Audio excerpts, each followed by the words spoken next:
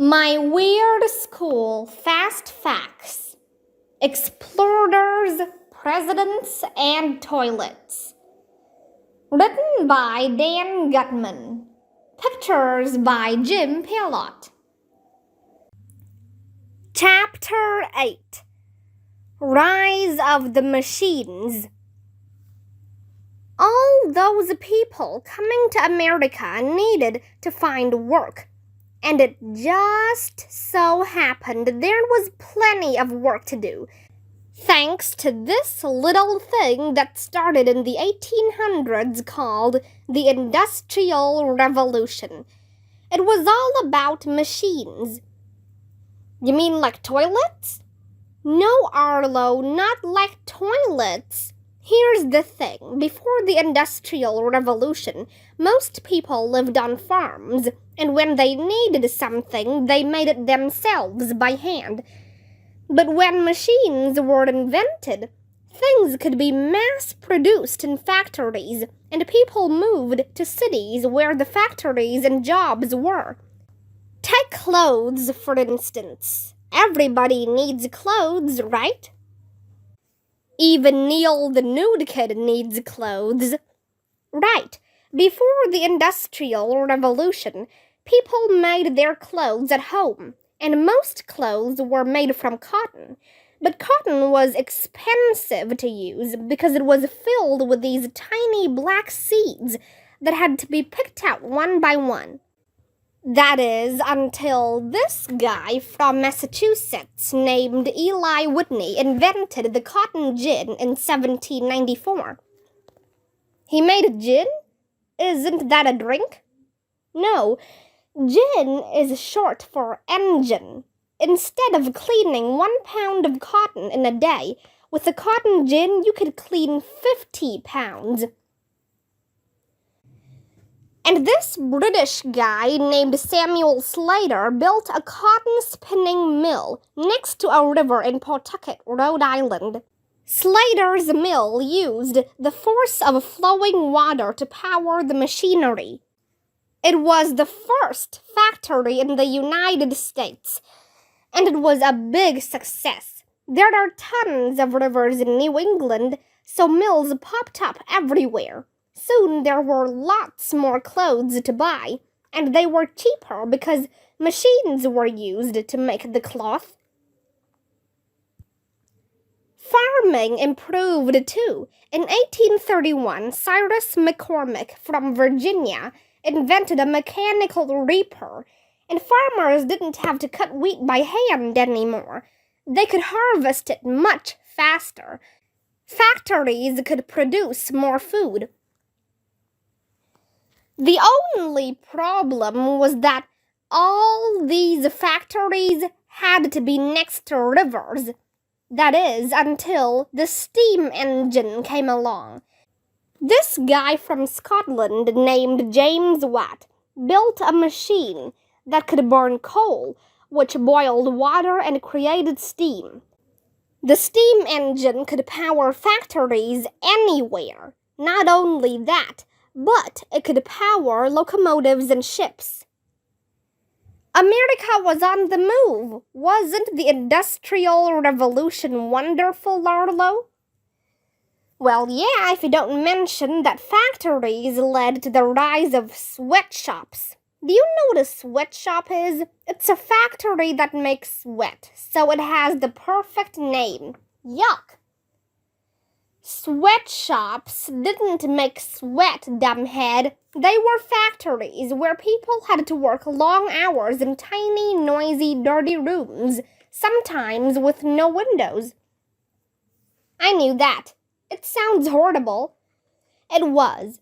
And people lived in overcrowded apartments. There was pollution from burning all that coal. Diseases spread easily. Don't forget about the rats. Newspapers were full of rat stories, and reports of rats as big as dogs. Gross! But here's the worst part. They had kids working in a lot of those factories. In 1820, half of the industrial workers in the United States were children under the age of 10. Some of them worked 12-hour days, 6 days a week. Some of the jobs involved working with dangerous machines, and they hardly earned any money at all. It wasn't until 1938 that laws went into effect so that kids couldn't work in factories.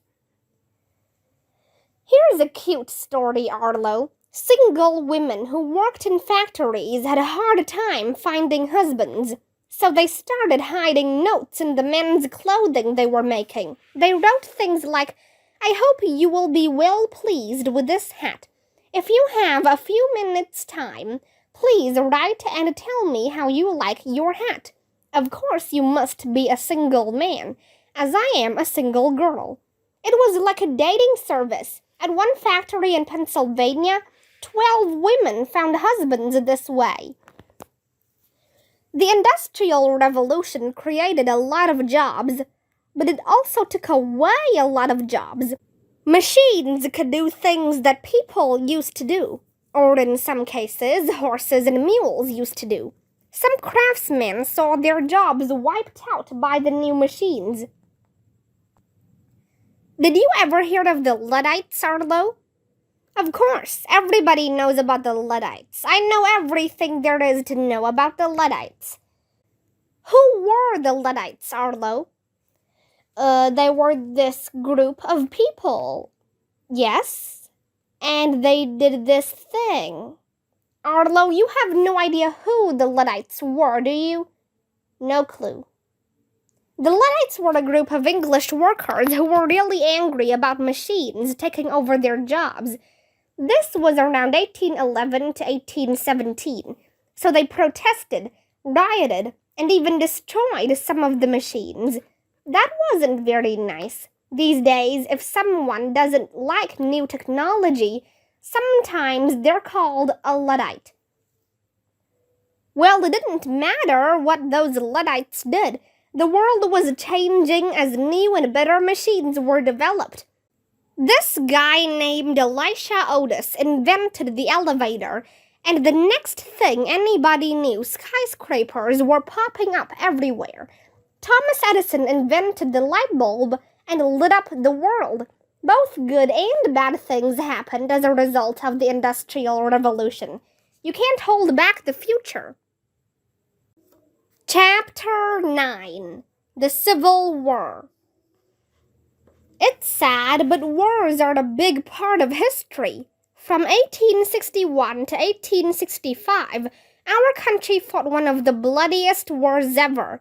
The amazing thing was that we didn't even fight against another country. We fought a war against ourselves. It was the Civil War. It's complicated, but it pretty much boiled down to some of the states, the South or the Confederacy, wanting to keep slavery, and some of the states, the North or the Union, wanting to get rid of it. The Union won the Civil War, and it changed America in many ways. Now, Arlo, I don't want to hear you saying silly things and making inappropriate comments in this chapter. Wars are nothing to joke about. People die in wars. It's not funny. Chill, Andrea. Don't worry. I won't say anything rude. Toilets? You're impossible. Anyway, here are some weird fast facts about the Civil War. I'll go first. The first shots of the Civil War were fired at Fort Sumter, South Carolina, on April 12th, 1861.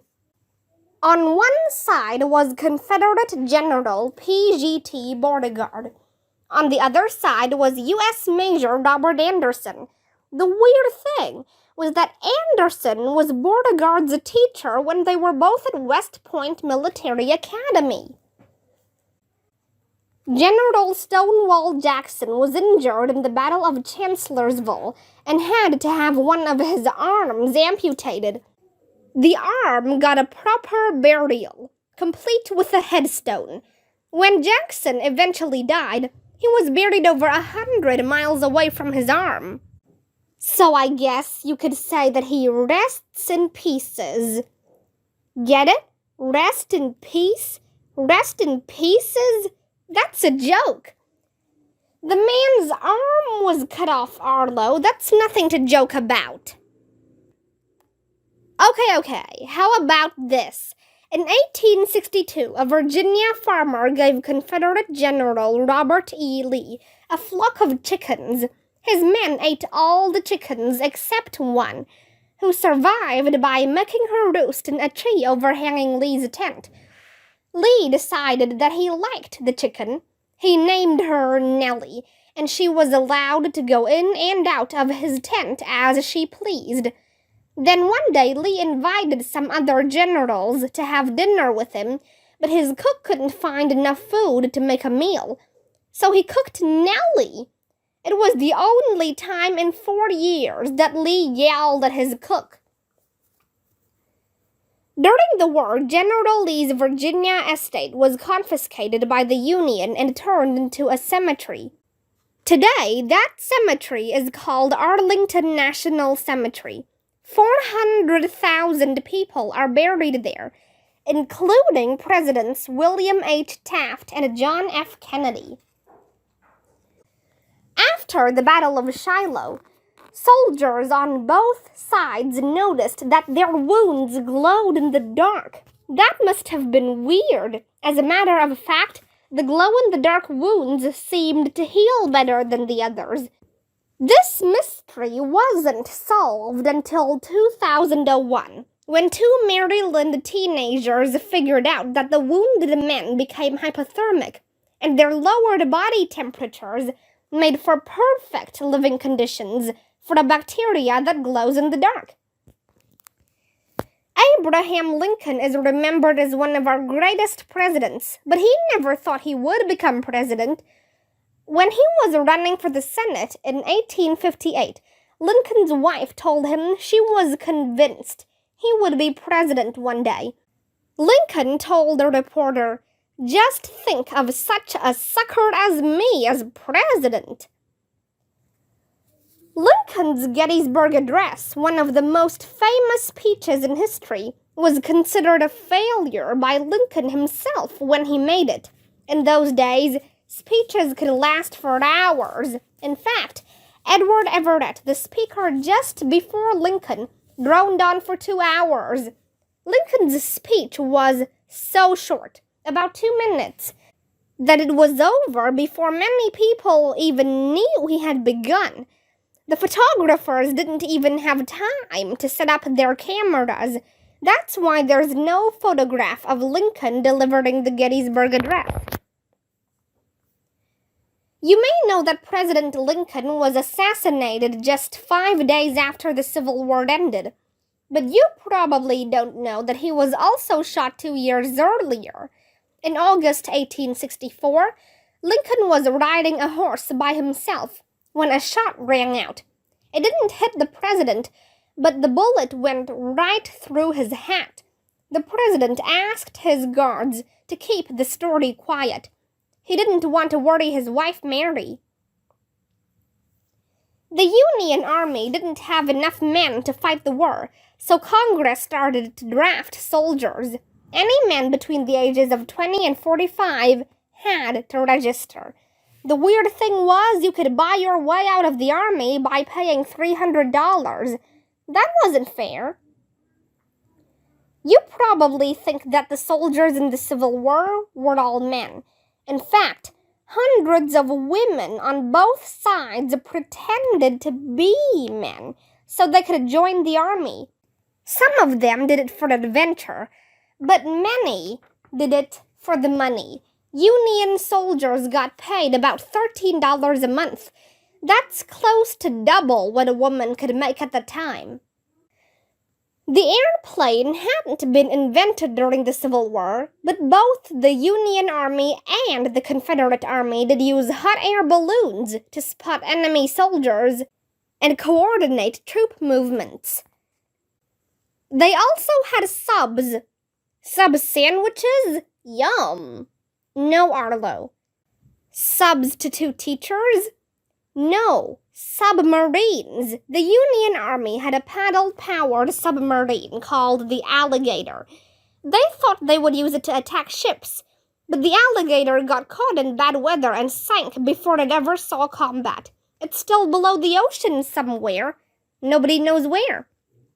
A few months after the alligator sank, the Confederates launched a submarine of their own, the H.L. Hunley. It was more successful. It sank the USS Housatonic off the coast of Charleston, making it the first submarine ever to sink an enemy ship.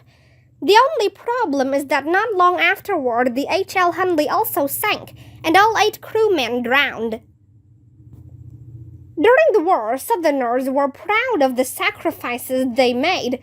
They invited each other to starvation parties. Do you know what was served at a starvation party? Nothing, no food. So starvation parties had the perfect name. Paul Revere's grandson fought and died in the Battle of Gettysburg. On July 2nd, 1863, he was wounded by a shell fragment that pierced his lung, and he died 2 days later. Baseball was invented before the Civil War, but many Union and Confederate soldiers played the game for the first time while they were serving in the Army. When the war was over, they came home and brought the game of baseball with them. That's how it spread across the country. About 625,000 men died in the Civil War. That's more than the number of deaths in World War I, World War II, the Korean War, and the Vietnam War combined. Many of the soldiers were killed by bullets or cannon fire. But do you know what killed more of them than anything else? Disease. Medical care was very primitive in the 1860s, and battlefields became breeding grounds for mumps, chickenpox, measles, and infections. 1 million Union soldiers got malaria, and epidemics were common. These are not things we should joke about.